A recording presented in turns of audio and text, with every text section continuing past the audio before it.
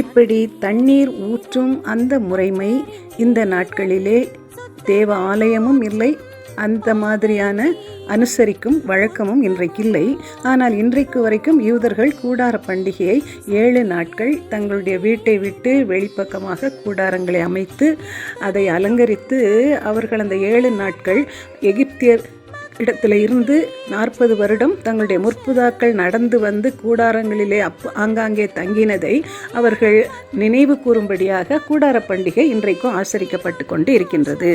ஆனால் இதை நாம் புதிய ஏற்பாடோடு நாம் எடுத்து பார்க்கும் பொழுது பழைய ஏற்பாட்டிலே காணப்படுகிற நிழலாட்டமான ஒவ்வொரு சம்பவங்களும் புதிய ஏற்பாட்டிலே அது அதிகமாய் நிறைவேறி முடித்த சம்பவங்களாக இருக்கின்றன.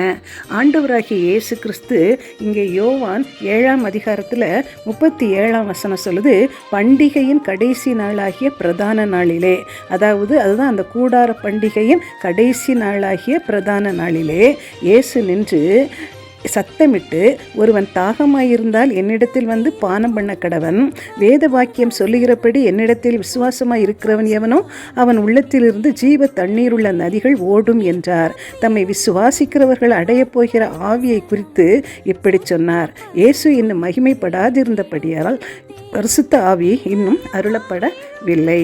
எனவே இங்கே நாம் புதிய ஏற்பாட்டிலே இந்த கூடார பண்டிகை நாளிலே கடைசி நாளிலே ஆண்டவராகிய இயேசு கிறிஸ்து நின்று பரிசுத்த ஆவியானவரை குறித்து இந்த ஊருணி வாசலுக்கு அடையாளமாக உள்ள அந்த பரிசுத்த ஆவியானவருடைய நிறைவை குறித்து ஆண்டவர் இயேசு பேசுகிறதை நாம் பார்க்கின்றோம்.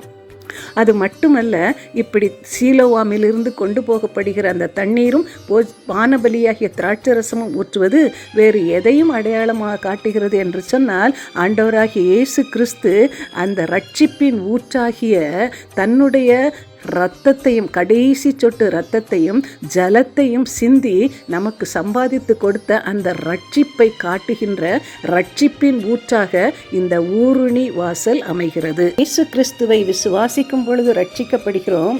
இந்த ரட்சிப்பை தொடர்ந்து நிச்சயமாக நமக்கு பரிசுத்த ஆவியானவருடைய நிறைவு வேண்டும் என்பதனால்தான் ஆண்டவராகிய இயேசு கிறிஸ்து அங்கே சொல்லுகிறார், தம்மை விசுவாசிக்கிறவர்களை குறித்து அவர்கள் உள்ளத்திலிருந்து ஜீவ தண்ணீருள்ள நதிகள், அதாவது பரிசுத்த ஆவியானவர் அங்கே ஊற்றப்படுகிறார், நிறைகிறார் என்று சொல்லி இதன் மூலம் நாம் அறிகின்றோம்.